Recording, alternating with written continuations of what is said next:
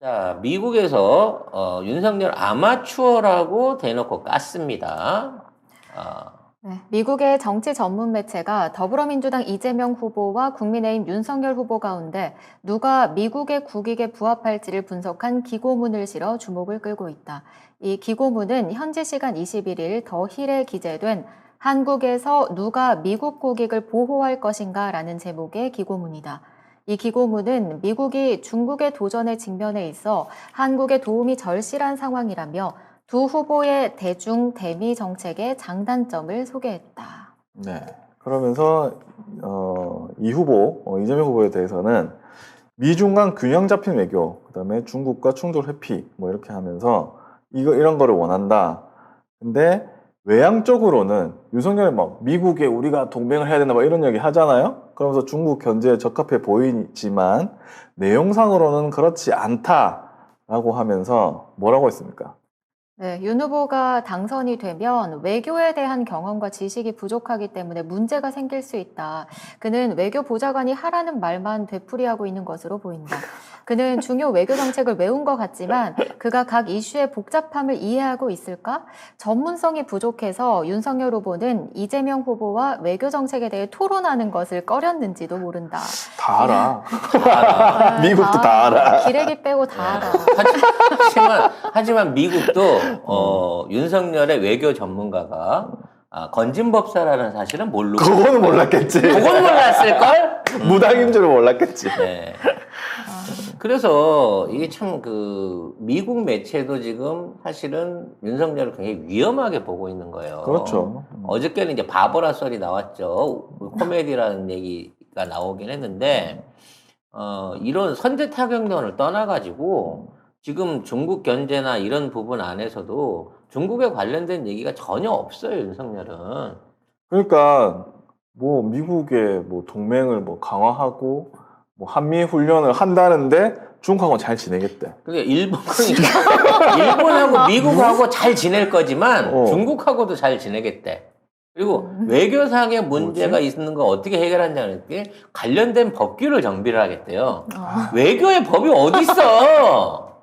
그리고 다 잘하겠다는 거잖아, 지금. 외교를 다 잘하겠다는 거잖아. 그래놓고 문재인 정부 비판하면 안 되지. 문재인 정부만큼 지금 다 이렇게 외교를 실리적으로 잘하고 있는 사람이 어디 있습니까? 그래놓고 네가 어떻게 한다니? 나는 감이 안 와. 말을 아무리 해도 나는 모르겠어.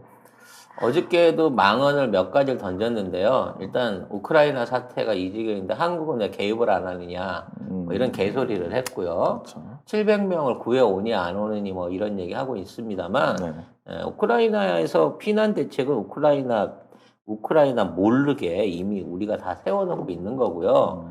미국이 우크라이나에서 외교관 뺄 때 우리도 다 거기에 따른 조치들 이미 들어가 있어요. 뭐 모르겠지, 지가 그런 거는.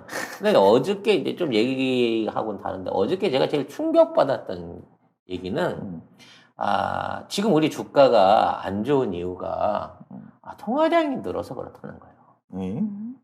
그러니까 이제 그런 얘기를 스스로 꺼내놨는데 나는 그 얘기를 하는 놈이나 그 얘기를 듣는 사람이나 그리고 거기에 대해 비판을 안 하는 기레기나 이 경제적 상식이 있는 놈인가 싶은 거야. 뭔 얘기예요, 근데 그게? 아니 이게 지금 주가가 안 좋고 불안한 게 통화량이 늘어서 그렇대. 일단 기본적으로 우리가 통화량이 늘질 않았습니다. 뭔가 좀 확대 재정을 해보려고 해도 홍남기가 저렇게 붙들고 늘어서 갖고 이제 제대로 돈이 돌아본 적이 없거든요. 내수가 어려워 갖고 국내 통화량이 떨어지고 있는 상황이라 걱정을 하고 있는데 통화량 때문에 주가가 떨어진다는 거야. 아니 홍남기가 돈도 못 풀게 하고 있고 그러고 있는데 근데 무슨 통화량이 늘어? 일단 통화량이 늘지 않았다는 거는 팩트인 거지. 그래서 이제 많은 사람들이 전화 통화가 늘었다는 얘기 아니겠느냐. 김건희하고 응? 김건희하고 한동훈이? 그게 아니라 주식 얘기를 했으니까. 주식 얘기? 많은 분들이 그래. 주식을 하는 데 있어서 주식 옛날에 이제 직접 전화해가지고 담당자한테 전화해서 뭐 팔아주세요 이렇게 했단 말이야. 그렇게 해서 그 통화량이 늘었다는 얘기가 아니겠냐. 그럴 가능성이 높네. 그러면서 이제 아마 윤석열이 이 얘기도 하고 싶었을 거예요. 이제 2년만 지나봐. 앱에서 주식 거래할 수 있는 앱이 나와.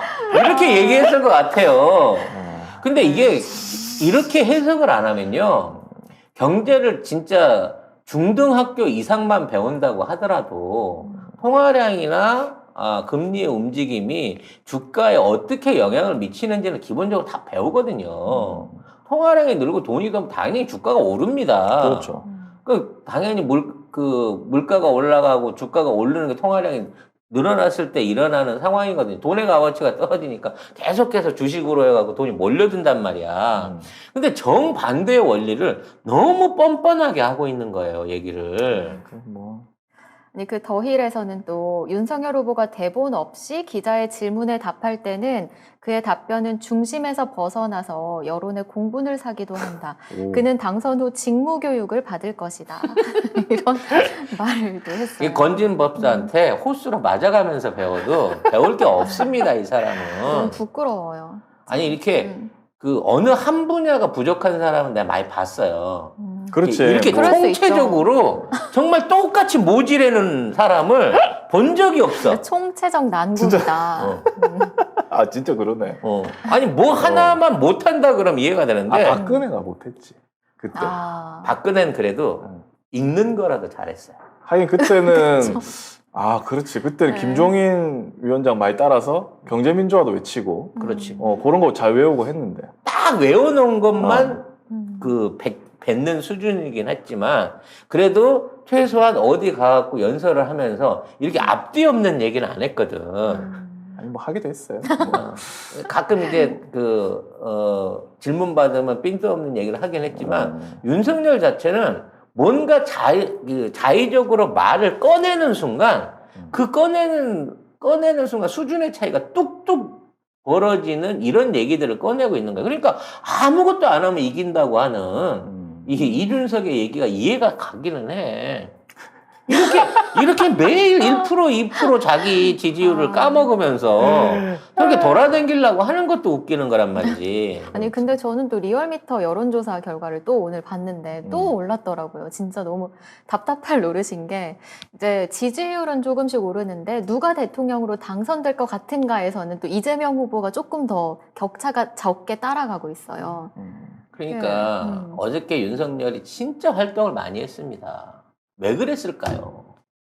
25일이거든요.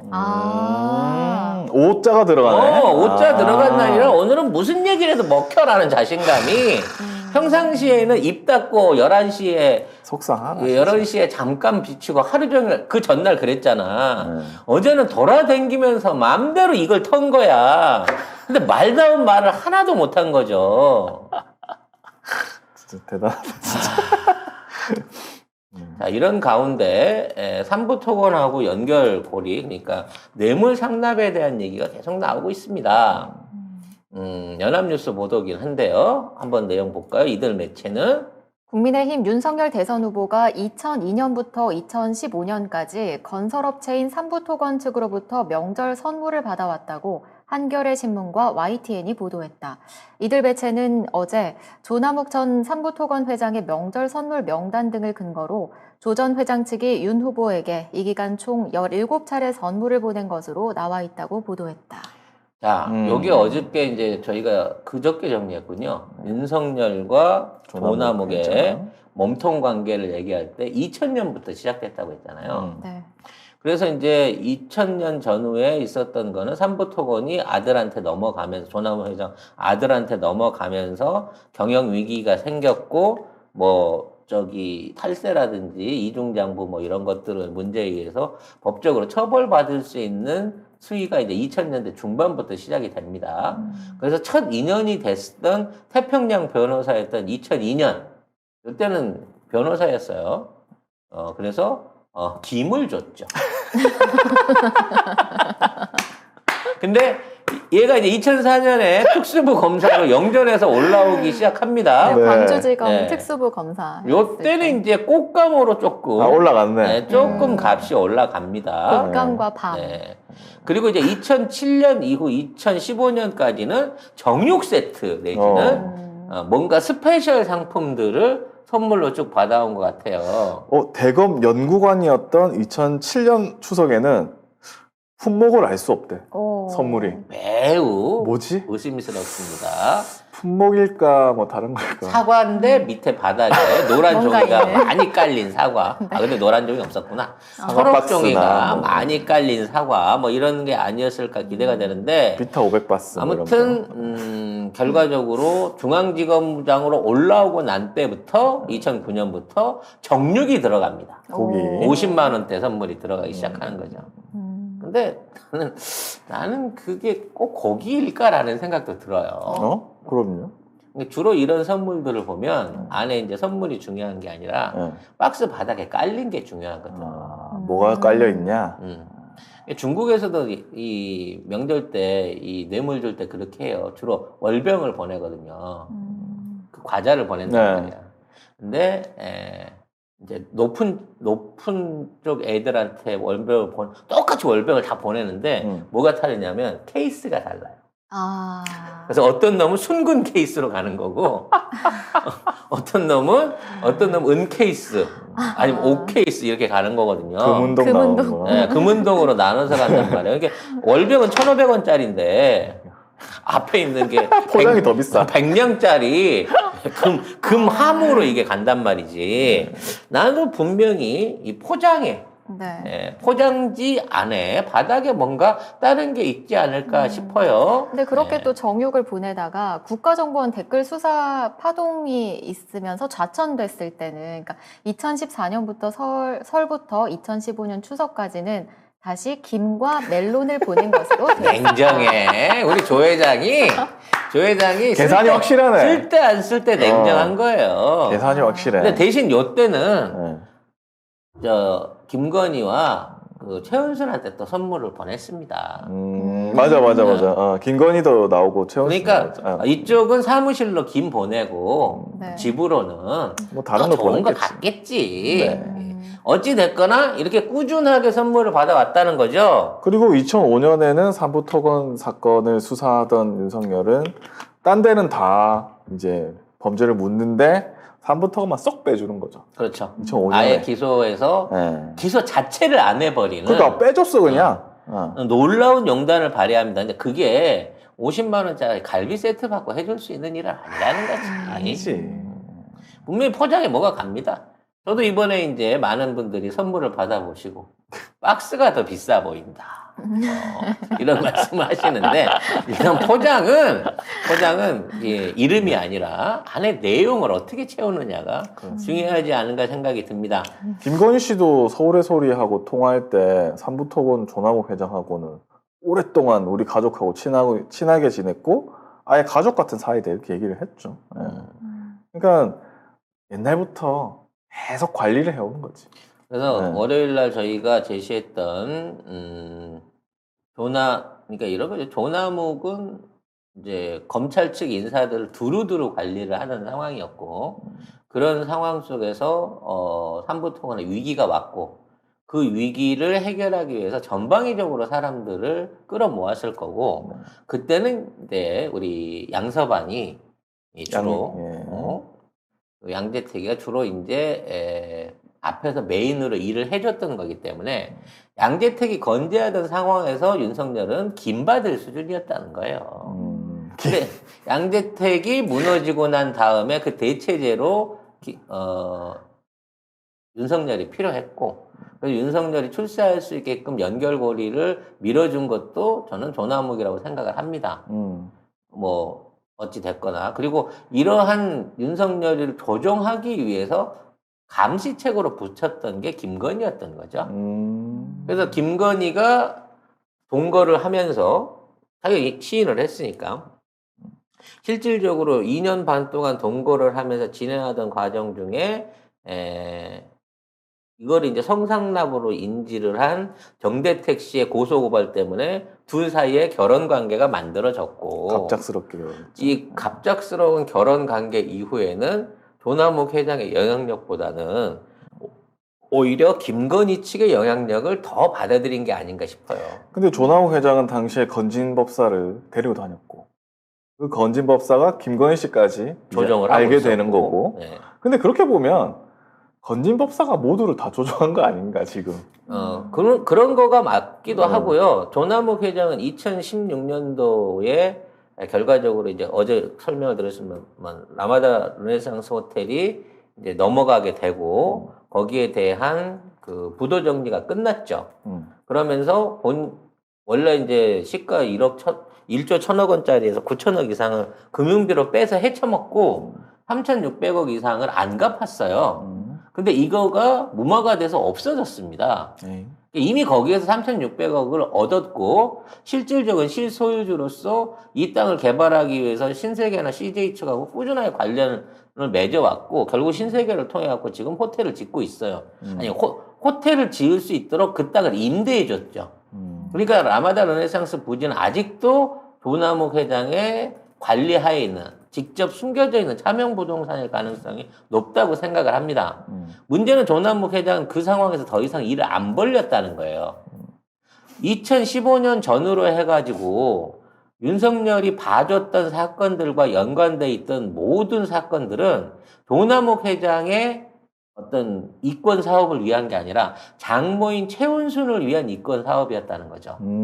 이때부터 주도권의 변화가 생기면서 조남욱과 윤석열 간에 어느 정도의 골이 생기지 않았을까라는 생각도 해보게 됩니다. 그래서 지금 이제 많은 분들이 의혹을 가지는 게 어떻게 해서 조남욱 회장의 다이어리가 지금 기자한테로 넘어갔냐는 거죠. MBC한테도 가고 한겨레, 뭐 YTN 이렇게 간 거죠. 그래서 이건 우연히 유출된 거라고 생각되지 않고 조남욱 회장이 던져줬을 가능성이 훨씬 높다고 생각이 됩니다.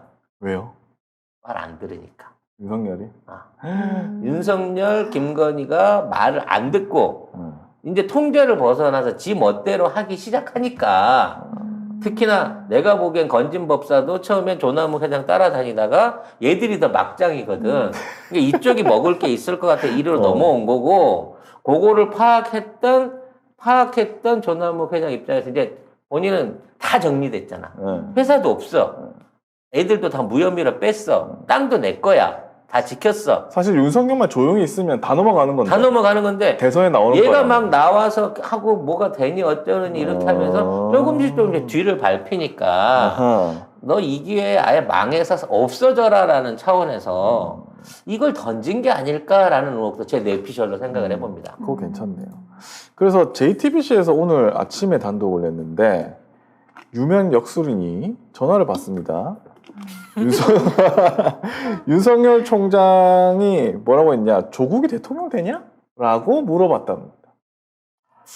야, 요거는 그거는 건진법사한테 안 물어보고 왜 다른 사람. 네, 다른 사람한테 물어봤는지 모르겠어요. 기사 그만큼 윤석열도 건진법사가 사기꾼이지 않은 거야.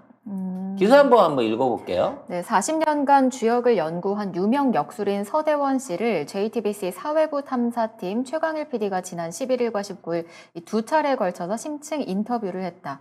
2019년 초 서 씨는 서울 양재동에서 주역을 가르치다가 김건희 씨를 처음 만났다고 한다.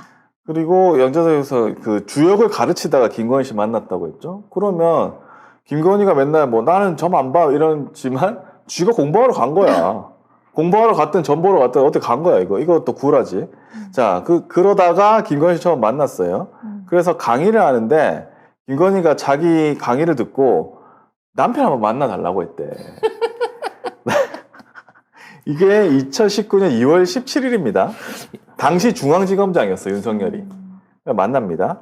만나가지고 총장이 대상인가 이렇게 물어보고 된다 얘기를 했거든요. 그래서 나중에 한번 그러니까 물어봤대요. 나중에는 이제 전화가 왔어. 전화가 와가지고 그 김건희한테 전화가 와서 했는데 그 전화 뒤로 윤석열 그 목소리가 그 조국 대통령 되냐고 물어봐.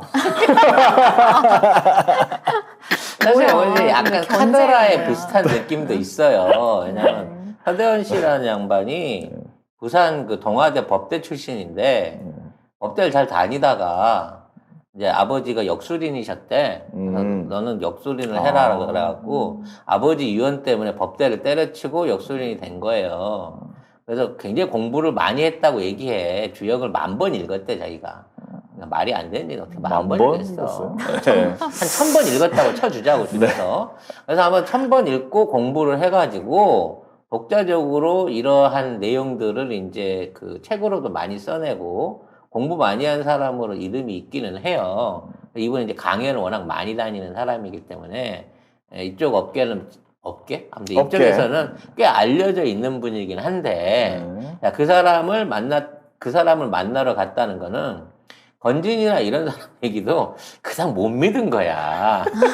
그래서 외부 전문가한테 아. 공식적인 확인을 해보고 싶었던 거지. 아니 내가 볼 때는 김건희 중독입니다. 중독. 그 소문이- 유명하다면 다 따라다니고. 네, 소문 있잖아요. 뭐 유명한 점집에 김건희가 안 간 데가 없다. 그 유명한 어. 점집이란 게 뭐냐면 원래 그 만신들이 그러니까 신을 내림굿을 해갖고 받은 점쟁이들이 처음 받았을 때가 신발이 제일 좋다 그래.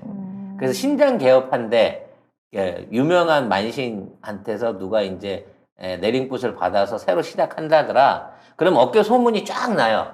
이번에 유명한 신이 하나 데뷔한다. 데뷔한다. 신엄마 누구누구고 어디에 차렸다라고 소문이 나. 그러면 그 내림굿을 하는 현장에 가서 작두 탈 때 물어보면 제일 잘 나온대요. 그래서 실제로 이제 그 내림굿을 하는 현장에 몰래 불려오는 사람들이 있습니다. 이렇게 초빙받아서 오는 사람들이 있죠. 그래서 작두 타고 올라가 있는 상태에서 물어보면 자세히 아시네. 아주 점괘가 기가 막히게 나온다는. 그래요? 네. 아무튼 그런 데를 찾아다니면서 계속 물어보는 거예요.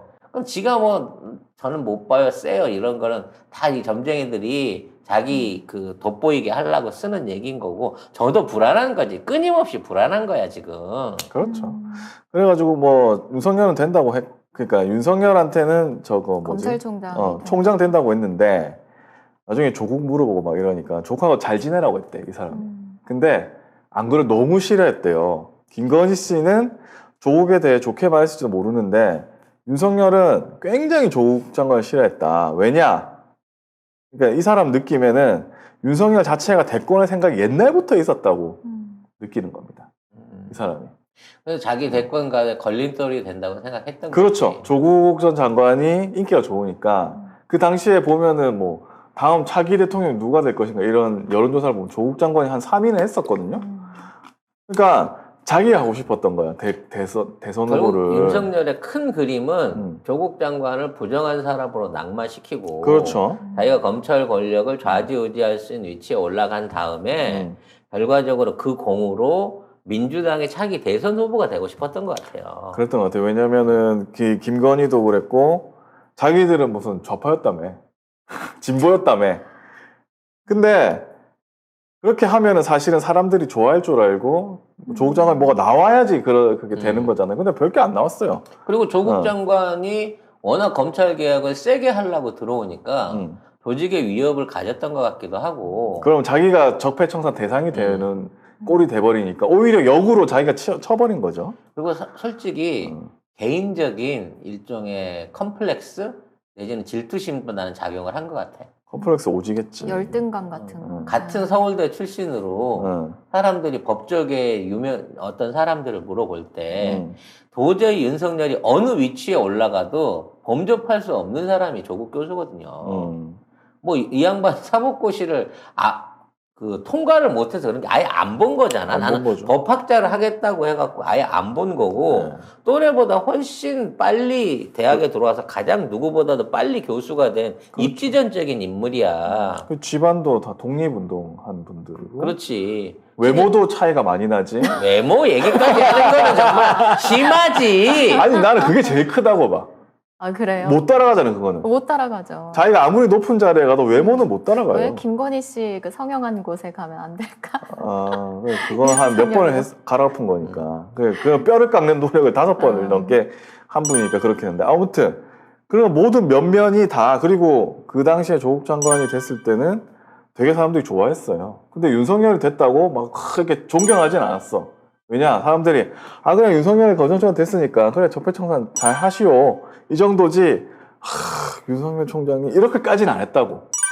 그리고 자기 그때 당시에도 국민의힘 저쪽에서 계속 뭐 장모 얘기나 윤석열 비리나 김건희 비리 계속 얘기하니까 그것도 싫었던 거죠. 예, 어쨌든 그랬는데 이 기사가 재밌는데 그래서 옛날부터 이렇게 얘기를 했다고 하면서 이번 대선에 이 사람을 관측을 합니다. 이러면서 기사가 끝나요. 읽어주시겠어요?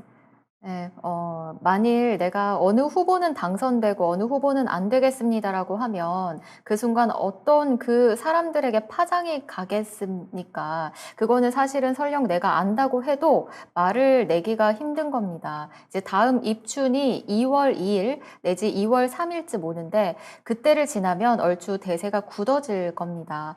이게 역경이 가르치는 시간의 얘기예요.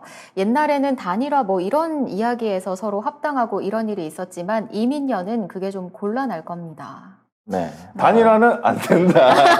그러면 뭐, 예. 그래서 이제 많은 분들이 좀 이게 뭐야, 이거. 뜨뜻미지근하게 이거 얘기하는 것도 아니고 안 하는 것도 아니고. 이 정도면 한 거 아닌가? 그런 궁금증을 가지실 수 있기 때문에 청작가 TV가 네. 대놓고 스페셜하게 준비했습니다. 우리 박수무당 있잖아요. 네. 박수무당은 아니고. 박수무당은 좀 뒤로 밀어놓고 네. 저희가 초빙할 수 있는 최고의 주역 전문가인 우리 이 전 선생님을 모셔가지고 이 전 선생이 그 건진법사 전 씨가 아니고 네. 다른 전 씨입니다. 다른 전 선생님이 있어요. 전 선생님. 네, 사주 팩토리 하시는 우리 단골 그 전 아시죠? 선생님을 모셔가지고 이미 녹화를 떴습니다. 네. 여러분이 궁금해하는 내용에 대한 녹화를 네. 사실 그대로 떴습니다. 그래서 그 뭐 이재명 후보, 그 다음에 윤석열 후보, 그 다음에 김건희, 그 다음에 이제 송 작가 이렇게 사주를 한번 풀어봤거든요. 네. 설날에 나갑니다. 자, 요 내용은 설날 연휴 첫째 날, 네, 월요일 날 여러분이 재미거리로 한번 보시라고, 오. 네, 이와 관련된 내용들을 편집을 해서 월요일 날 올려드리도록 하겠습니다. 네. 네, 이분하고 얘기가 비슷한 것 같죠? 네 맞아요. 그죠? 이분 얘기랑 비슷합니다. 예고인가요? 네. 살짝 예고. 근데 너무 이제 맹신하자는 얘기는 아니에요. 왜냐면 이게 무속이다, 뭐 미신이다 이런 얘기가 있는데 사주하고 이런 그 점을 치는 행위하고 무속 행위하고는 좀 다른 거기 때문에 이분도 마찬가지로 이제 주역을 뭐 1000번 이상 읽으시면서 본인이 사주에 대한 부분을 풀어내는 이거를 보여주셨는데 그거에 대한 프로세스를 좀 더 구체적으로 정리를 해가지고 사주풀이로 한번 저희가 정리를 해놓은 방송을 준비를 했으니까. 이러면 우리가 김건희와 다를 게 뭐가 있냐고요? 네. 그게 다르다니까? 우리는 점집을 가갖고 차린 게 아니라 네. 정해져 있는 순리에 대한 걸 풀어본 거예요. 대한민국의 고군이라든지 그분의 대운에 대한 내용을 그렇다고 풀어본 우리가 겁니다. 이걸 진짜 믿어가지고 이렇게 되니까 여러분 뭐 하지 마세요. 이게 아니고 그냥 어떻게 되는가. 요새 하도 그 얘기도 많이 나오고 하니까 또 무슨 뭐 숫자 얘기 이런 것도 많이 나오지 않습니까? 그렇죠. 뭐 5가 진짜로 뭐가 있는지 윤석열한테 뭐 이런 거 그냥 심심풀이로 설에 한번 예능적으로 한번 보자는 거죠. 그럼요. 예능으로 지켜봐 주시기 바라겠습니다. 기대 많이 해주시고요.